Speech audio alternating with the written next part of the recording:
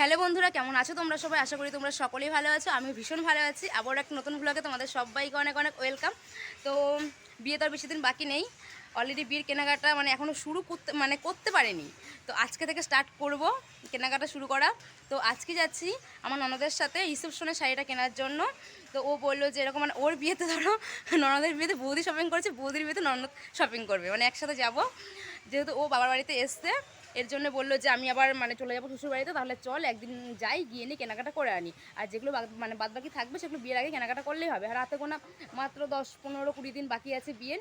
তাহলে এখন থেকে যদি শাড়িটাই না কিনে তাহলে ব্লাউজ তো মানাতেও দেরি হয়ে যাবে। তাহলে চলো দেখতে থাকো আর সঙ্গে থাকো।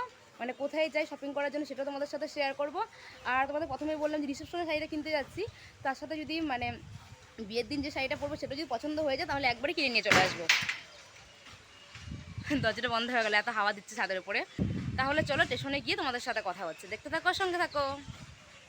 তাড়াহুড়ো করে স্টেশনে এসে ট্রেনের খবর তো বলে দিয়েছে অলরেডি, ট্রেন ঢুকছে। আর আমি তাড়াহুড়ো করে দৌড়াতে দৌড়াতে স্টেশনে আসলাম, অনেকটা দেরি হয়ে গেছে।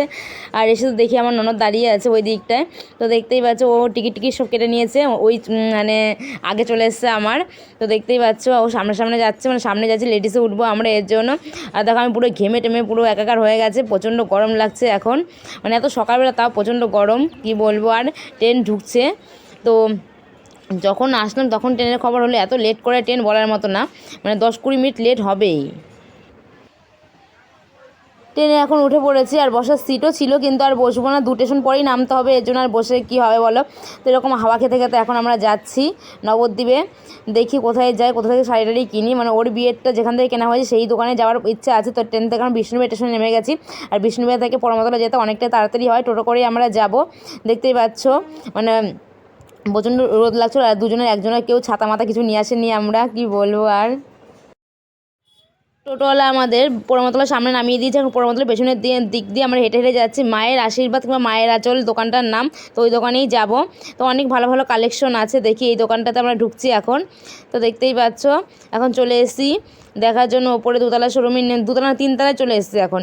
আসার পর অনেক শাড়ি দেখাচ্ছিল, তো রিসেপশনে পরার জন্য বললাম। তো তুতে কালারগুলো বেশিরভাগ বার করছিল, আমি ব্লু কালারটা আমার বাড়ি থেকে ভেবে গেছিলাম ব্লু কালারের শাড়ি নেব।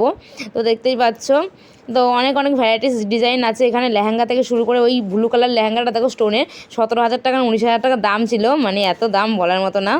তো ওইসব আর আমাদের জন্য না, তো তাকাইনি। আর শাড়ি কেনার জন্য এসেছি। ননদ বললো যে লেহেঙ্গা নিলে লেহেঙ্গা নিতে পারিস কিংবা শাড়ি, যে কোনো একটা কোনো অসুবিধা নেই আমাদের বাড়ি থেকে। আমি বললাম না, শাড়িটা এমনি পরা যায়, কিন্তু লেহেঙ্গাটা নিজেদের বিয়ে ছাড়া আর পরা যায় না। বেনারসি শাড়ি যে কোনো কারো বিয়েতেই পরা যায়। আর এই লেহেঙ্গাটা বার করছে, লেহেঙ্গাটা পুরো আনকমন লাগলো, সুতোরও কাজ করা খুব সুন্দর লাগছিলো দেখতে। তো দেখতেই পাচ্ছ ননদ বললো যে নিবি নাকি, বললাম যে না থাক গা, নেবো না, তুই নে। তো উপরে দেখছে, দেখো ওর আর কোনো কিছু, আমি যেহেতু এমনি খাটো এর জন্য লেহেঙ্গাটা আর্ধেক আমার গোটাতেই হবে। আর ওকে ভালোই লাগছিলো, কিন্তু ও নিল না, বললো যে থাক লেহেঙ্গা নেবো না। তো দেখতেই পাচ্ছি পুরো তাও ঘামছি, কি বলবো, মুখটা একটু ফর্সা ফর্সা লাগছে কি জানো কেন, রোদের মধ্যে এলাম, তাও লাইটের এত আলো বলার মতো না।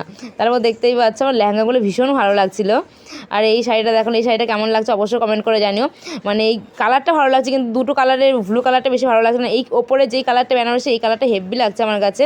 দামও প্রচুর, 7,000-8,000 টাকা দাম। অত টাকা দামের শাড়ি কেনা আমার পক্ষে সম্ভব না গাইস, তাই আর দেখিনি। দেখতে খুব সুন্দর লাগছে, কালারটাও খুব সুন্দর। তো এখানে বেনারসি দেখাচ্ছিল, আমাদের রিসেপশনের শাড়ি কেনা হয়ে গেছে। তো ওটা অন্য একটা ভ্লগে তোমাদেরকে শেয়ার করবো, যখন পরবো তখন শেয়ার করবো যে কোন শাড়িটা আমি নিয়েছি। আর এখানে বেনারসি দেখাচ্ছিলো, কিন্তু বেনারসিগুলো সেরকম ভালো লাগছিল না, বলে যে আরও মাল ঢুকবে, তো কদিন পরে আসো। এখন যেহেতু বিয়ে 15-20 দিন বাকি আছে, তাই ভাবলাম যে বেনারসিটা এখন আর নেবো না, দেখে যাই, পরে আরেকবার আসবো, এসে তারপর নিয়ে যাবো। তো তোমাদের কাছে বেনারসি কালেকশনগুলো কেমন লাগছে অবশ্যই কমেন্ট করে জানিও, কোনটা ভালো লাগছে তাও সেটা কমেন্ট করে জানিও। আর এই দোকানে গিয়ে যা বুঝলাম প্রচুর দারুণ দারুণ কালেকশন আছে, কম দামি থেকে বেশি দামি, সব ধরনের শাড়ি তোমরা এখানে পাবে। শাড়ি, লেহেঙ্গা আর আদার্স এমনি সুতির শাড়ি, তাঁতের শাড়ি, সেগুলো পাবে। আর এই শাড়িটা দেখাচ্ছিলো, এই শাড়িটা ভালোই লাগছিলো, জাল কাতান বেশ নাম বললো, প্রচুর সফট। তারপরে এই দোকান থেকে আমরা রিসেপশন শাড়িটা কিনে নিয়েছি, দেখতেই পাচ্ছ। আর শাড়িটা কী কিনেছি, কোন কালার কিনেছি সেটা অবশ্যই যখন পরবো তখন তোমাদের সাথে শেয়ার করবো। তারপর আরেকটা দোকানে চলে এসেছি, এই শাড়িটা ভালো লাগছিলো, কিন্তু এই শাড়িটা এত দাম বলছিল গাইজ বলার মতো না। তো আজকের মতো ব্লগটা আমি এখানে এন্ড করে দিচ্ছি। তো আজকের ব্লগটা যদি ভালো লাগে তাহলে অবশ্যই লাইক কমেন্ট শেয়ার করে দিও, নতুন বন্ধু চ্যানেলটি সাবস্ক্রাইব করে রাখো। তো এখনও বিষ্ণুবিহার স্টেশনে চলে এসেছে, এখন ট্রেন ধরে বাড়ি যাবো। তো আজকের মতো টাটা। আজকের ব্লগটা কেমন লাগলো অবশ্যই কমেন্ট করে জানিও, আর তোমাদের কোন শাড়িটা ভালো লাগলো সেটাও কমেন্ট করে জানিও।